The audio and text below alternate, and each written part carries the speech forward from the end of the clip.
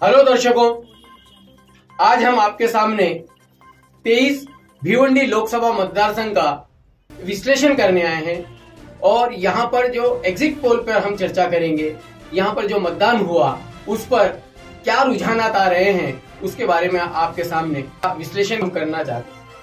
जैसे कि आप जानते हैं कि 1995 से केबीसी अर्थात कौन बनेगा कारपोरेटर इस शीर्षक के साथ हमारे साथ आज हमारे जो मेहमान हैं असलम खोटाल साहब, जो राजकीय विश्लेषक है और बड़ी बारीक बीनी से सारी चीजों पर ये अपना विश्लेषण करते हैं।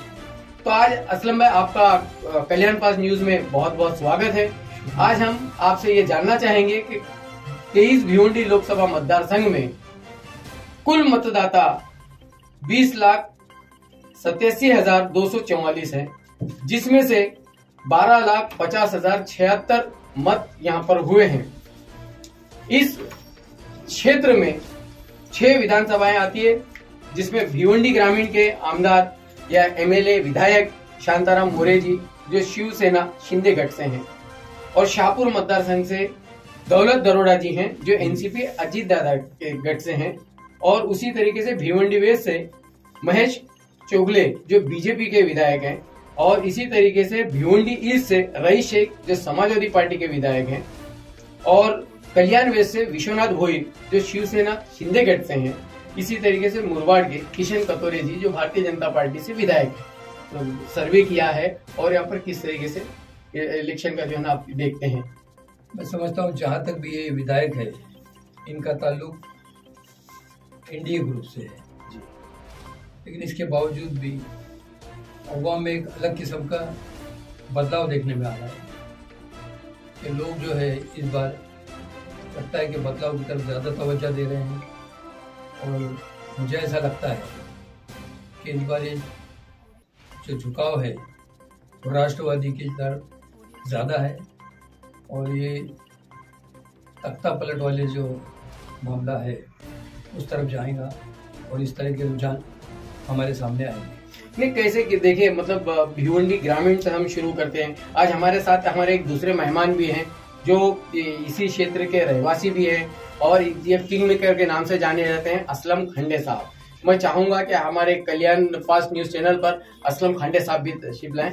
असलम भाई, कल्याण फास्ट में आपका बड़ा स्वागत है।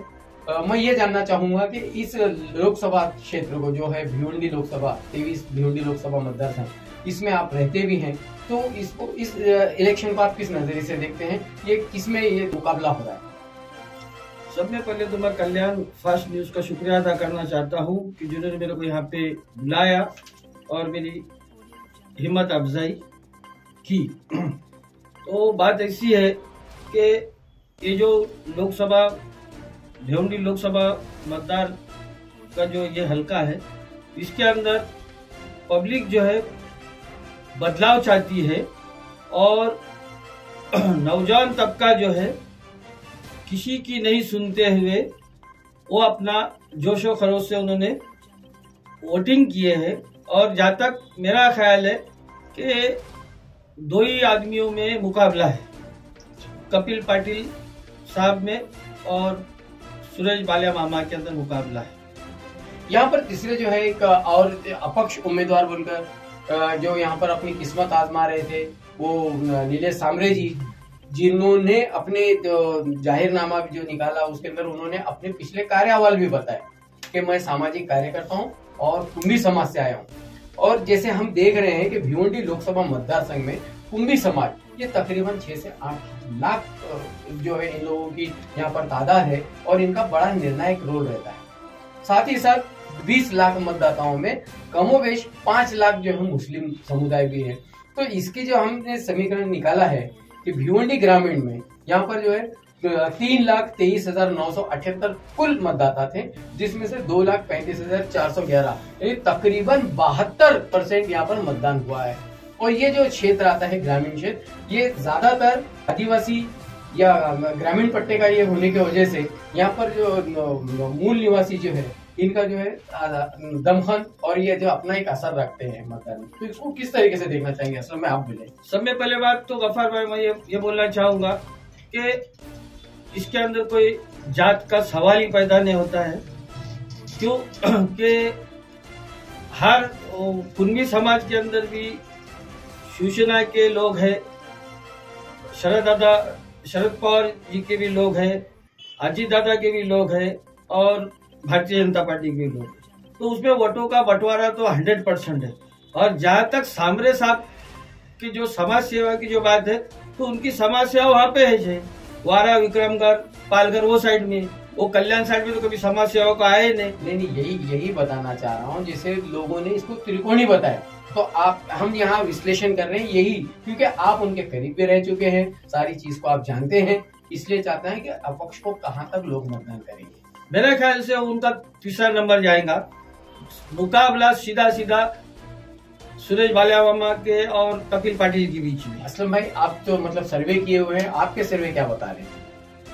मैं समझता हूँ इस बार जनता तो बदलाव चाहती है, लेकिन ज्यादा रुझान जो है वो रूलिंग पार्टी की तरफ नहीं है लोगों का, जो पिछले 10 सालों से जो अवाम यहाँ की कौमों में थी वो अब उठ चुकी है। और वो लोग पूरी तौर पर तमाम जो ये सारे मजहबी ये मामले जितने थे, हिंदू मुस्लिम और ये सब जो मुद्दे थे, वो सब पीछे रखते हुए अब वो लोग चाहते हैं कि तालीमी मैदान में हमारे बच्चे आ गया है, साथ ही साथ उन्हें कारोबार मिले, रोजगार मिले। महंगाई की वजह से जो परेशानी थी उसको वो लोगों ने अहमियत दिए, इसलिए नौजवान तबका आगे बढ़ा है और ये तख्ता पलट होके रहेगा। मैंने जैसे शुरू में बताया, जाति पाति की बात से ज्यादा बेहतर क्योंकि राजकारण एक अलग दिशा लिया है। हर आदमी इस बात कर, मेरे बोलने का यहाँ पर मतलब ये है, जो समीकरण जिसे कहते हैं कि क्या हो सकता है, तो कुंभी समाज यकीनन सारे इसमें होगा, मुस्लिम समाज यकीनन और लोगों में भी बटा होगा। मेरे बोलने का मतलब ऐसा है कि संख्या क्या है, 20 लाख मतदार संघ, तो ये जो है इस प्रभाग की जो है रचना जिस तरीके से है, लोगों का जो है ये भी है, तो झुकाव किस तरफ होगा। आपने नीलेश सांबरे साहब के मुतालिक जो कहा, क्या आप उससे सहमत है? क्योंकि मैं यहाँ देख रहा हूँ कुंभी समाज कहीं ना कहीं लगा होता है, और उन्होंने जो जिस तरीके से प्रचार किया या अपने कामों का ये किया, मुझे ऐसा लगता है कि भिवंडी वेस्ट यहाँ पर मुस्लिम बहुल परिसर होने की वजह से यहाँ पर मतदान हुआ, भिवंडी इसमें भी हुआ है, और भूमिपुत्रों का इसके अंदर ज्यादा एक दखल रहा है। भूमिपुत्र जो यहाँ के आगरी समाज का एक होते हैं, तो यहाँ पर ये दोनों उम्मीदवार आगरी समाज के थे, बालियामामा जी एनसीपी शरद पवार गढ़ से भी, और केंद्रीय राज्य मंत्री कपिल पाटिल साहब भी ये आगरी समाज से ही ताल्लुक रखते हैं। और इसमें नीलेश सांबरे जी ये कुंभी समाज के ये नेता के तौर पे उभरे हैं, तो इसलिए मैं ये चाहता हूँ कि 6 लाख कुंभी समाज के लोग हैं, तो क्या उनसे लगाव में वो चीज को कन्वर्ट हो सकता है? मुझे तो नहीं लगता कि इस बार कन्वर्ट होगा, क्योंकि मुकाबला होने जा रहा है एनडीए के सामने। इंडिया जो टीम तैयार होकर खड़ी है, पूरे देश की नजरें उस पर है, और लगता है ये इलेक्शन पूरी तौर पे इंडिया के हक में रहेगा। बताया ये भी जा रहा है कि जो एनडीए के यहाँ से जो विधायक है, जैसे शांताराम मोरे की बात किया मैंने, दरोड़ा जी की बात किया, और महेश चोगले साहब है, इसके अंदर विश्वनाथ भोईर साहब है, और किशन कोकर, ये 5 जो है एनडीए से जुड़े हुए हैं।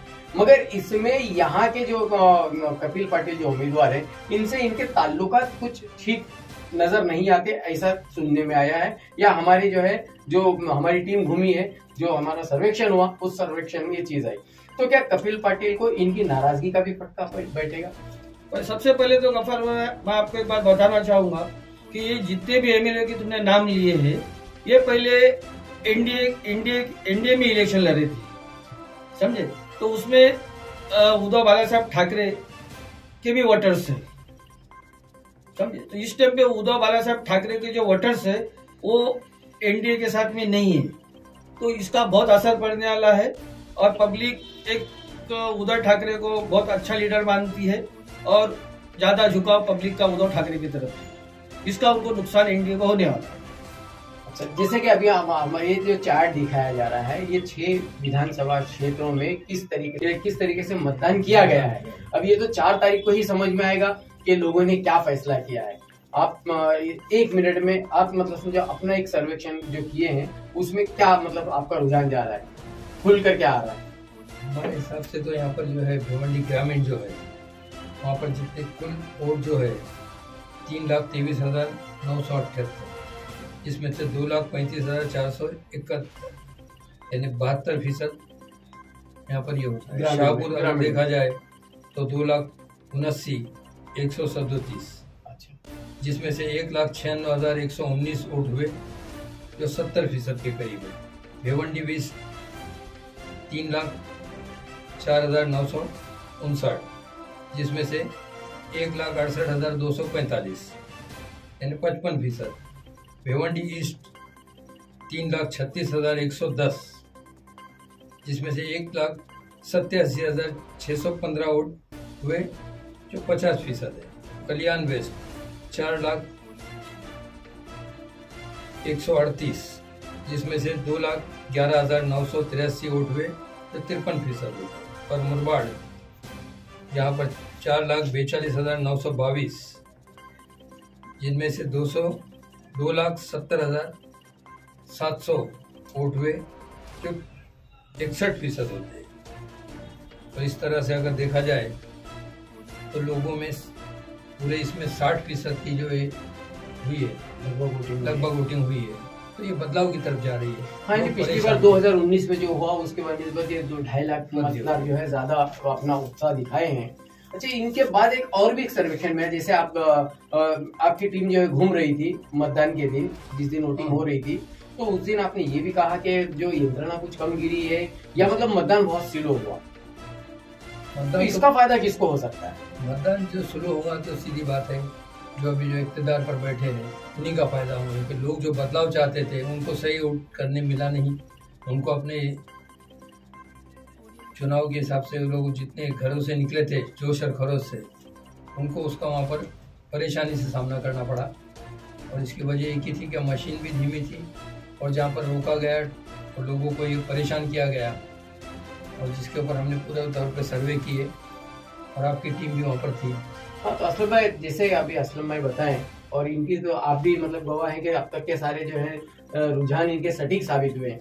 ये बता रहे हैं कि जब स्लो हुआ है परसेंटेज तो इसका फायदा यकीनन जो रूलिंग पार्टी है उनको हुआ करता है। तो फिर आप ये दावे से कह रहे हैं कि बदलाव चाहते हैं मतदार, जिन्होंने मतदान किया बदलाव चाहते हैं, तो इस पर क्या कहना चाहिए? देखो, लास्ट टाइम जो 2019 में जो इलेक्शन हुआ था तो उद्धव बाला साहब ठाकरे की पार्टी और भारतीय जनता पार्टी इन्होंने मिल के लड़े थे। तो कपिल पाटिल साहब को कल्याण वेस्ट से 92,000 की लीड दिए थे। अब वोटिंग जो स्लो हो गई, ये यकीनन बहुत स्लो हो गई। कहाँ पे, जहाँ पे मशीन रखी हुई थी वहां पे लाइट नहीं थी, तो लोगों को चिन्ह भी दिख रहा नहीं था और अधिकारी बहुत स्लो काम कर रहे थे। और ये बात सही है कि बता रहे, जैसे असलम ने बताया कि इससे फायदा इक़्तिदार वाली पार्टी को होगा। मेरे को नहीं लगता, क्योंकि जो वोटर्स के अंदर जो जोश और जज्बा था, मैं देखा कि ऐसे लोग वोटिंग के लिए निकले थे कि जो कभी वोट देने के लिए आए भी नहीं थे। चलिए, तो आप लोगों का स्पष्ट मत है, लोग परिवर्तन चाहते हैं, बदलाव चाहते हैं, और ये तो अभी मतलब 4 तारीख को ही समझ में आएगा कि आपका अपना रुझान, आपका जो मतलब एनालाइज किए हैं या इसके ऊपर जो सर्वेक्षण हुआ है आपका, वो कहाँ तक सटीक बैठता है, कितना सच होता है। आप कल्याण फास्ट न्यूज के न्यूज रूम में आए हैं, आपका बहुत बहुत शुक्रिया। फिर ऐसे कोई टॉपिक लेकर आपको हम जरूर जो है इस पे इन्वाइट करेंगे, और उम्मीद के साथ कि आप जो है हम आकर हमें हौसला देंगे। अब तक तो हमारी आंखों ने बस 2 ही तमाशे देखे हैं, कभी कौम के रहबर गिरते हैं, कभी लोकसभा गिर जाती है। क्या बात है, क्या बात है। बहुत शुक्रिया साहब, बहुत शुक्रिया।